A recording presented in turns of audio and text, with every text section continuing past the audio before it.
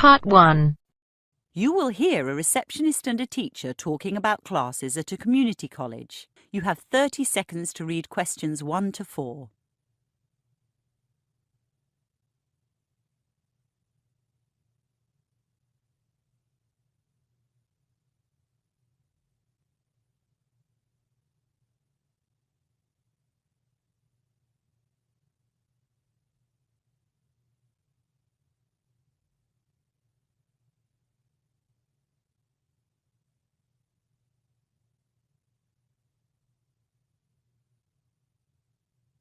Good evening. How may I help you?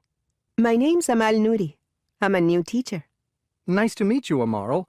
You're teaching Arabic, aren't you? Spanish, actually. I'm from Argentina. My relatives moved there a long time ago. You'd be surprised how big the Arab community is in Latin America. But Spanish isn't on tonight. It's tomorrow, Wednesday. I know. I just thought I'd introduce myself. When I came for my interview, I only met the principal. Mr. Andrews? Yes, Trevor Andrews.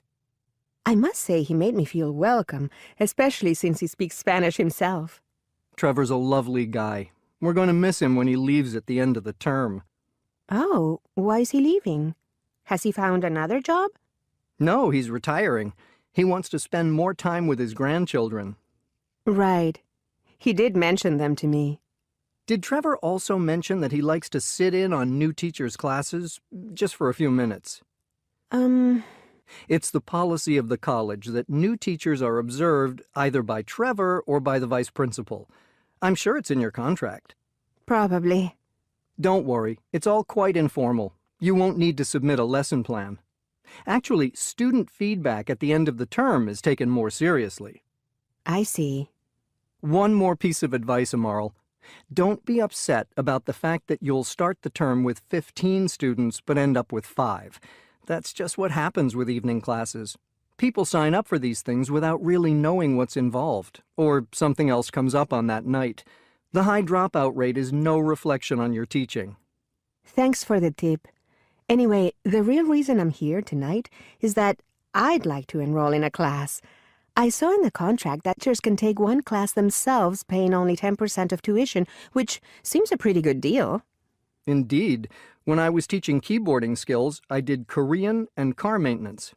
However, for a few courses, like life drawing, where students have to pay for a model, or cooking with seafood, where the ingredients are expensive, I'm afraid teachers can't pay only 10%. They have to pay the full fee. Before you listen to the rest of the conversation, you have 30 seconds to read questions 5 to 10.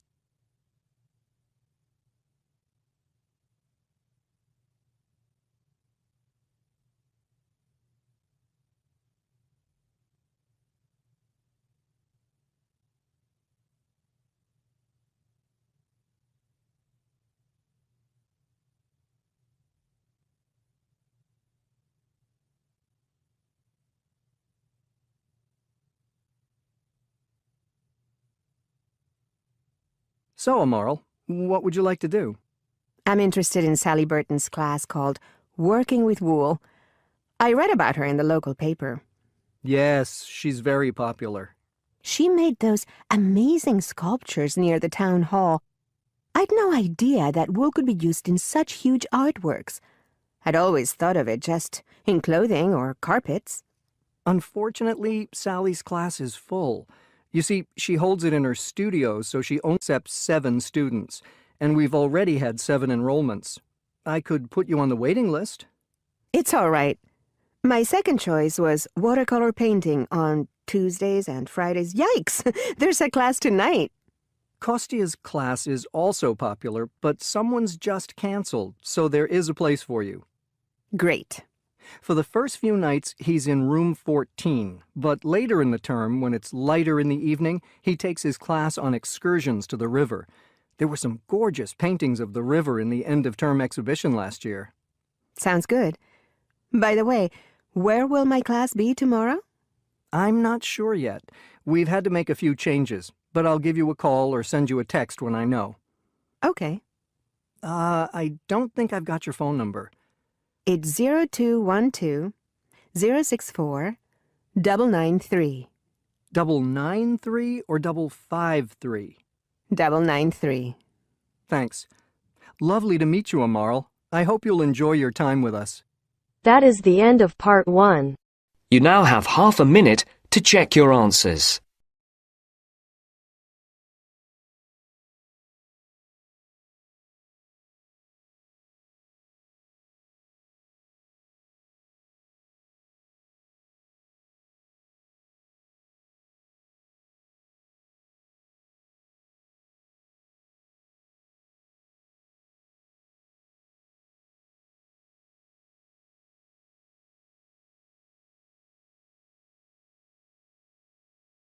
Now turns to part 2. Cut 2. You will hear a woman talking to voluntary guides at an art gallery. Before you listen, you have 30 seconds to read questions 11 to 14.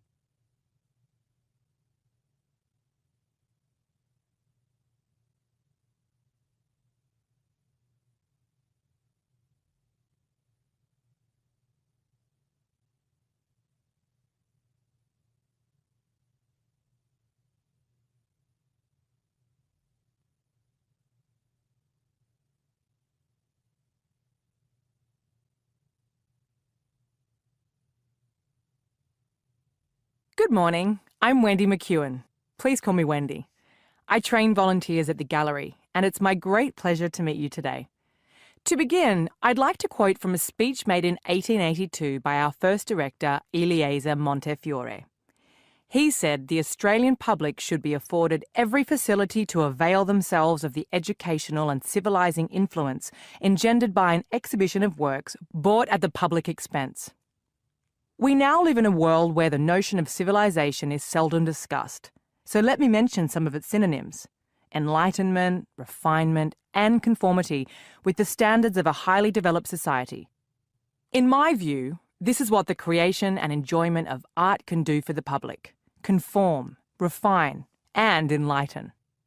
The idea of civilization may be unfashionable, but an interest in different civilizations has certainly grown. Australian art is well represented in our collection. We have some wonderful paintings by Grace Cossington-Smith and Arthur Boyd, but there are Asian and European works to rival those abroad. In fact, the single most expensive purchase this gallery has ever made was a $16.2 million landscape painted in 1888 by Paul Cézanne.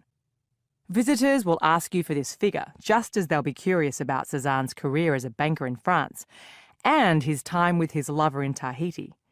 Sometimes it seems the public is more interested in trivia than in art, so it's your job to inform about the techniques of production, the themes an artwork deals with, as well as the culture from which it came.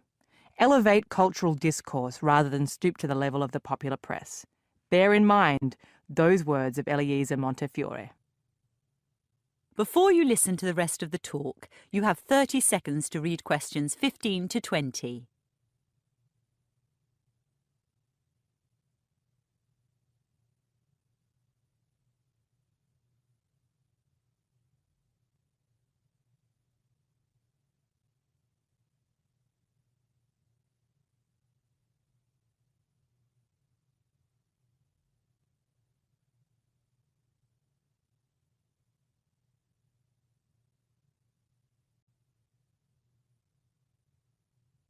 While guides are diverse, guiding is systematic. By this, I mean we adhere to standardised delivery, whether tours be for viewers on Saturday morning, for school groups, or for VIPs. Standardised delivery means that guides give the public virtually the same information about the same artworks. Sure, we all have our personal styles, but the content needs to be the same. To that end, guides are tested on information before taking their first tour. Guides also have to keep an eye on the clock. Guided tours last 1 hour. Since the building is large, part of that time is taken up in walking as well as mentioning the location of toilets, fire exits and drinking fountains. After recent additions, the gallery is twice the size it was in 2013. So ask your group where they'd like to go first. Then calculate how many artworks you can see on each level. Aim for a total of 14 in your hour. In each room, there's lots to see, but you'll only be talking about 1 or 2 items. By all means, when people in your group want to know about a work not on your list, go to it, but be brief. For the iconic works by Australian painters, you'll need to take longer. Some of these iconic works are part of the school curriculum, and many are known to international visitors who come just to see them. In the past, guides stood beside an artwork and gave a short speech.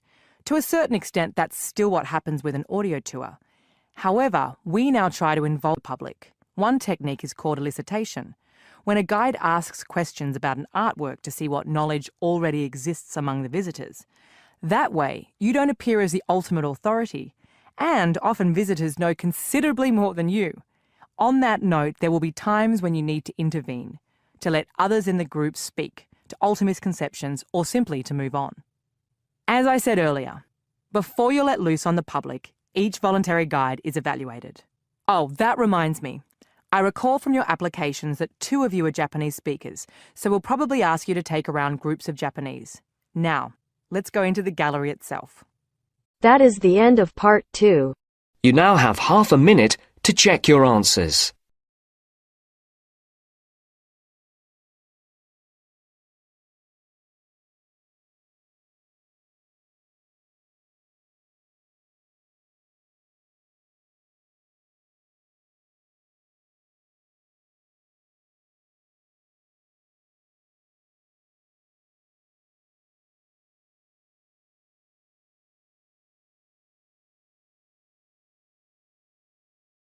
Now turns to part 3.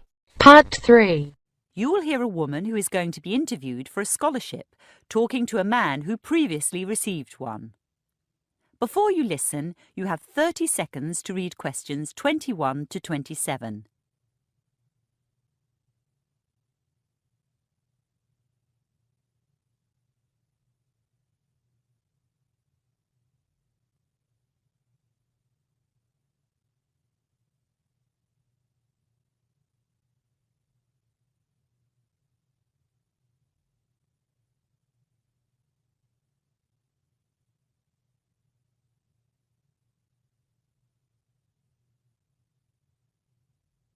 Hi, Vibol.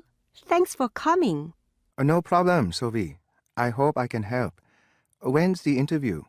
On Thursday, Which course do you want to do? a Master's in Development Studies. Whereabouts? In Australia, Melbourne actually. Well, Melbourne's a great place. I visited in my semester break. But you studied in Adelaide, didn't you? Yeah, Why Adelaide? I heard before I applied for the scholarship that most applicants want to go to Sydney or Melbourne. So by choosing Adelaide, I thought I'd have a better chance. Do you think I should go to Adelaide? Or not do development studies? I think the key is to choose a course you're really interested in, no matter where it is. Why's that? Because the workload is heavy. My master's was probably the most difficult thing I've done in my whole life. I see. Anyway, I bet the interview panel asks the same questions every year. What did they ask you? Firstly, about why I wanted to go to Australia. What did you say? I told them I'd been there already, and I liked it. What else did the panel ask? About my undergraduate degree, about my job, about how a master's would improve my performance, and the performance of my organization. Where are you working now? Oh, and they asked about my family, whether I'd take my wife with me. Well, I'm single and planning to stay that way. As to the courses helping me at work, you know I quit my regular job working in the university library. Yeah, I heard that. What are you doing now? I'm a volunteer at a rehabilitation center. However do you survive financially? I teach English at night and I live cheaply. Good for you. You could say an MA would improve your prospects of finding permanent work. I wonder what the interview panel will think about my undergraduate degree. It's in Russian and history. I studied Russian so I could get a scholarship to Russia for a master's degree, but I only lasted 6 months in Europe. If I were you, I wouldn't mention you already have an incomplete master's. I'd focus on the work you're doing now. Use phrases like grassroots activism, and capacity building. The panel will love that. Oh? I do worry about my background. My family comes from a village on the coast. I seem to recall that most people who were awarded scholarships in the last 3 years came from big cities and were socially successful. In the past, that was true. Indeed, all the interviews were held here in the capital. But this year, they're also taking place in the provinces, so scholarships will go to a more diverse group of people. I don't think you should beg for assistance, Sophie. But you don't need to hide your background either. Be proud of it. I am proud of it.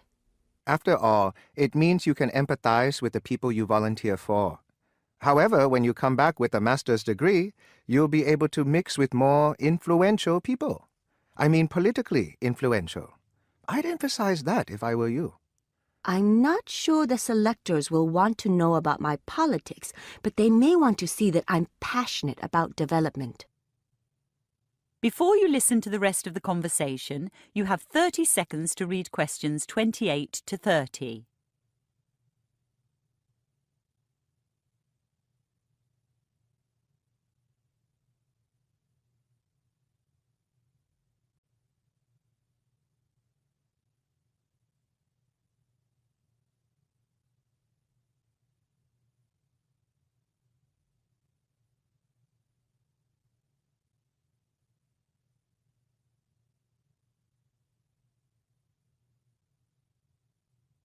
By the way, Vibol, in Adelaide, what did you do your master's in? Taxation law. And what are you doing now? I set up a restaurant. A restaurant? With a master's in taxation law? Taxation is a nightmare here. To be honest, Sophie, I just want an easy life. That is the end of part 3. You now have half a minute to check your answers.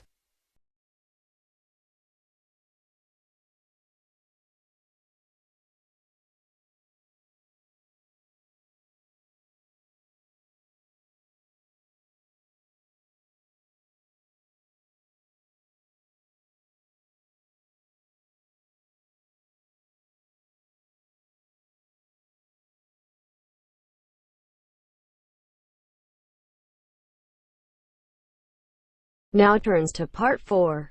Part 4. You will hear a lecture on the disposal of electronic or e-waste. Before you listen, read questions 31 to 40.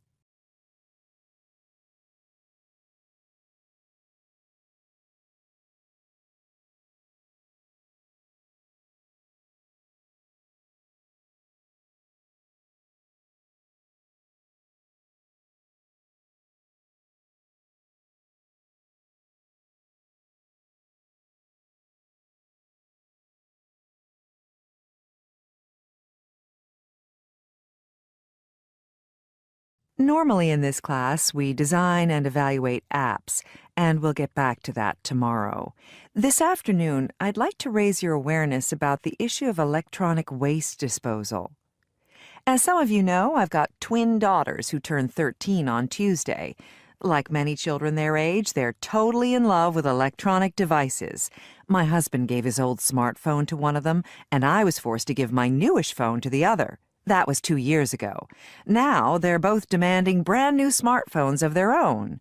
An anxious parent, I would have given in to this demand had I not just read an article about e-waste. Let me add that I read part of it on my tablet at home, the rest on my desktop computer at work, and afterwards I counted how many electronic items my family and I have at home, at school, and at work. And we've got 24. Yup, 24. An average American family, no doubt. Anyway, I finally agreed to birthday phones for my girls on condition that my husband and I shed some of our own devices as responsibly as we could. In the past, we've just put them out in the garbage as though they were banana peel or broken plates. This time, I decided to take 2 laptops and my girls' phones to a recycler accredited by the Environmental Protection Agency, or EPA. I found an interactive map on the EPA website showing companies that sign up to recycling schemes called e-stewards and responsible recycling practices. It's easy enough to drop stuff off at these companies and receive cash in return. I do regret to say that in the U.S., the cash return is tiny because there are currently insufficient volumes of electronic trash for these companies to turn into treasure. Since I'd like to encourage this recycling practice among my students and colleagues, there's a web link on my Facebook page. Frankly, I don't think Americans recycle enough. Yet, even with these companies that have popped up recently, there's still a huge problem. I mean, the collection of the e-waste is fine, but who knows how it's processed? The EPA believes that only 20% is actually recycled, and the rest is incinerated or put in landfill. The auditing of this process has yet to begin.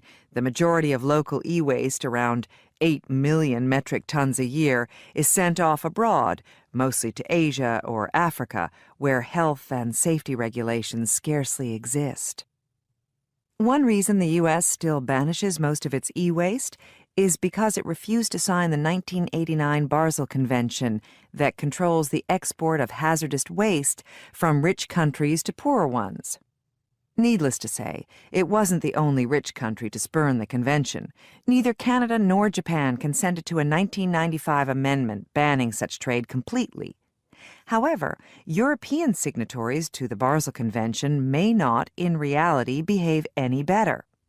Inspections at ports in Germany and the Netherlands have proven that e-waste, like much other cargo, is deliberately mislabeled so it passes unnoticed through customs. So what's inside e-waste, and who deals with most of it? Well, the list of chemicals is very long indeed. An average smartphone contains around 60 different chemical elements. Heavy metals, like lead and mercury, exist alongside arsenic, beryllium, cadmium, and polyvinyl chloride, all toxic to humans in quite small amounts. When electronics are incinerated, unless at extremely high temperatures, many more toxins are produced, including halogenated dioxins and furans, which seriously contaminate the food chain. India and China are two major processors of e-waste. At present, the city of Guiyu in Guangdong province in China is considered the world's e-waste capital. American, Japanese, and European containers loaded with e-waste arrive in Guiyu hourly. But these days, there's also considerable waste from the rest of China itself. The EPA estimates that by 2020, 100 million metric tons of e-waste will be produced globally each year, and of that, only an infinitesimal amount will see its way back into more electronic products. So, designing apps for this digital age is important. As an extra assignment, I'd like those of you who are interested to create one that lets users responsibly end the lives of their many electronic devices. That is the end of part 4. You now have half a minute to check your answers.